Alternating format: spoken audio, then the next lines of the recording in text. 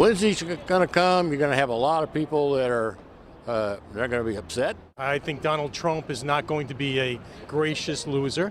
I think he probably is going to drag it on as much as he can. Win or lose for Trump or Hillary, it's still going to be a big party. I might be kicked out. You might be kicked out.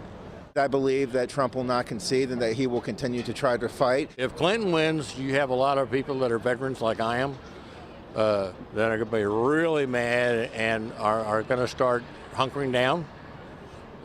If Clinton does win, there's a lot of people going to be upset once she starts raising taxes, as she's already said she's going to do. So I think there's going to be a lot of anger no matter who wins. All righty, welcome back to America Talks Live. I'm Bill Tucker.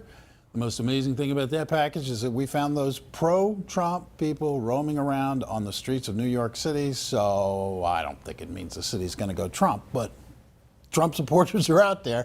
Trump himself has been championing himself as the candidate for the working people. This is one of the more incredible ironies of this election. Usually we have a bunch of multi-millionaires in politics championing themselves as the working class hero, but now we've got a billionaire for the working people, and he says if he's elected, he's going to provide them with a populist uprising. I am fascinated and I can't wait, and that part of it makes me want to see if he does in fact win. What does it mean, in fact, for the working Americans, whether it's Hillary or Donald? Let's dig into that answer and get some questions from our panelists. Still with us, Jane Velez Mitchell, the founder of JaneUnchained.com and author of Addict Nation, an Intervention for America. Christy Hunzik, she is the co-founder of Kira Media USA, and now joining in on the conversation, Julio Rivera, Newsmax insider, conservative activist, and host of the Julio Rivera Show on Lanterns Radio Network. All righty, welcome back. And Julio, good to have you joining in on the conversation. Working class hero. I don't know if you're as amused by that as I am, but do you think, in fact, Trump is sincere and will, in fact, if he wins, try to be the working class hero? Well, the one thing that you know for sure is his economic policies are going to create more opportunities for the working man. I mean, listen, the corporate tax going from 35% to 15% is automatically going to be a boom for hiring. If he can get rid of the Obamacare mandate and they can reform healthcare, that's going to make employers want to hire even more. It's all about opportunities. The working man has less opportunities under this over-regulated, overtaxed system, and people with money are not investing in America. Well, that sounds good, except there is a really harsh reality here, and for that I'm going to go with Jane. Jane, if Trump wins, he is not likely to face a Congress that is going to be necessarily to his liking. He might have some allies on the left, weirdly enough, but he's going to have a lot of people on the right who oppose him. Do you think the working class Trump will appear and maybe can get things done for people, or do you think it's too big a problem? I think what we're going to see is a very bad reality show that is going to be all too real, and it's going to look very much like Donald Trump's life. He's had several business bankruptcies. He has more lawsuits than you can possibly count. Trump University is widely believed to be a scam, and that's what the Trump presidency is going to look like. It's going to be a lot of table flipping and hair pulling and drama, and maybe a nuclear war. And I'm not even joking. I mean, this is a man who says, oh, we got nukes. Why can't we use them? Listen, I'm not the raving liberal that apparently people might believe. I was a libertarian growing up. I've read all of Ayn Rand's books. I believe in a free market system as long as it includes the air and the water and the other sentient beings that share our planet. But we have to look at this person's character. This is a very dangerous person to be elected to the highest office in the land, the most powerful person in the world. And, I think we've seen that. We've seen the fact that he's paranoid and he's very bent on retribution. And this is going to be very, very ugly and scary all the way around. Forget about the economy. I mean, that's going to be the least of our problems. I got to bring Julio in this because I can just feel like he needs to react, Jane. Well, this is demagoguery. I mean, the economy is always the most important issue. And everything that you're outlining right now, you're just speculating. I mean, Donald Trump is not going to start a nuclear war. Donald Trump is going to keep Americans safe. I mean, his policy of supervision vetting. He wants to close the border, which is going to make more opportunities for Americans here. And listen, whether you're Latino, you're black, you're white, immigration reform is very important. And he's not, everything that you're trying to bring out right now is what the mainstream media has been pushing about Trump for months, but there's nothing to back up that claim. We've seen what Hillary Clinton's foreign policy ideas has done to the world. Give Donald Trump a chance, somebody from the outside. The system as it's constructed right now has failed miserably. All right, before we get any reaction from Jane, I want to get Christy into this conversation. Christy, you've been listening to this. You got any thoughts to add to the conversation? Absolutely. I have to agree with Julio. Trump has already proven himself as a successful businessman. He literally wrote the book on negotiating. I think he's going to be able to get people, he's going to bring them together and be able to get some of his ideas actually passed. He's going to be able to lower the tax on corporate businesses. That way the companies are going to they're going to have incentive to come here and hire Americans, which is going to be beneficial to all Americans.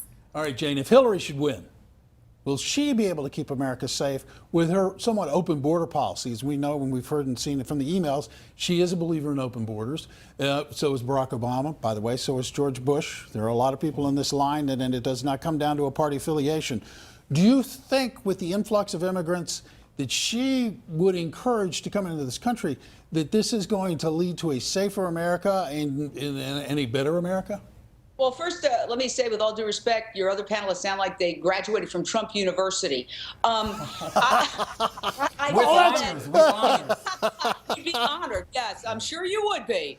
You can fool some of the people some of the time, but you can't fool all of the people all the time, which I think we're going to find out later this evening.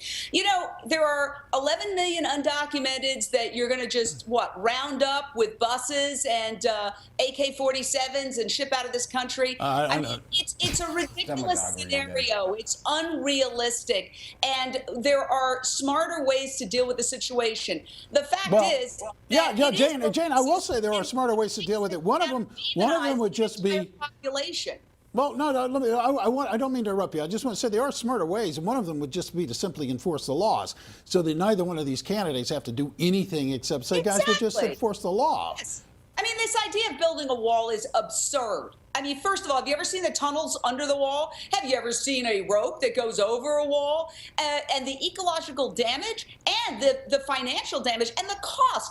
I mean, he has completely underestimated the cost of this wall because he says the Mexicans are going to pay for it.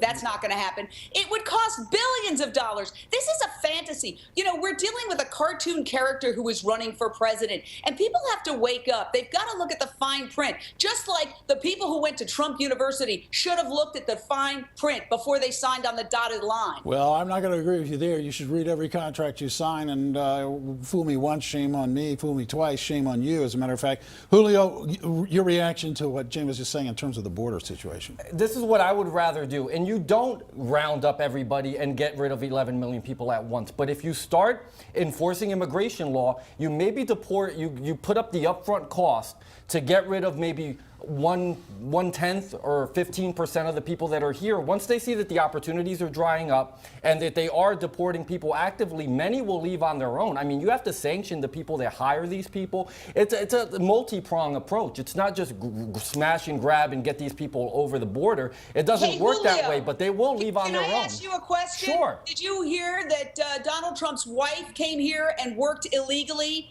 on a tourist visa before she got her work visa? Here's the thing about Donald Trump. He accuses other people, Mexicans, of being rapists, but he's the one caught on camera talking about groping women. He's the one who has 11 women or more. It's talk. He's never. You can't prove in all those claims that women are coming out of the woodwork now trying to accuse him are unsubstantiated. There's no proof. Let's report everybody. His wife worked illegally. She was here legally on a visa, though. Under this. No. I don't know what to say, except here's the deal. We obviously got two really enraged Jane Unchained and Julio Rivera, and so Christy and I are being so calm. And Christy, here's the question. Sure. And I think really in some ways this sort of demonstrates what we're going to deal with. This thing's going to be over today. Somebody's going to win. Somebody will walk away. Hopefully, I pray to God sincerely they walk away with a decisive win, as a matter of fact, so that we don't have to continue this craziness. Where do we go from here? How do we remind ourselves that Jane and Julio, Bill and Christy, we all live in the same country, and we all fundamentally have the same interest in terms of moving this country forward economically and in every other way? Do you think we can do it? And if you do, how do we do it? I think it's going to be tough, but whoever wins is going to have to really make that a priority to kind of unify everyone and say, you know, you're not a basket of deplorables. We all want the same things. We all want America to be great. So let's work together, and here's how I'm going to do it. And, you know, it's going to be hard because we are so divided right now, but they're going to have to try. Yeah, no, I have been shocked, and I'll just add my personal note before I say thank you to everybody. I have been shocked by the amount of personal attacks that I have taken because people don't agree with an opinion or an idea. Those things are to be discussed. Those things are to be argued. That's what keeps us healthy. That's what keeps us alive, and that's what keeps us dynamic. It's important. God love you, Jane Velez Mitchell. Thank you for being here. Christy Kunzig, thank you for being here. And Julio, always great to see you. Thanks for the insight. Go out and vote, okay? Now, a new president is coming in, and that means Obama can do, well, yes, he can do more of his legacy, and we'll review 8 years of Obama next.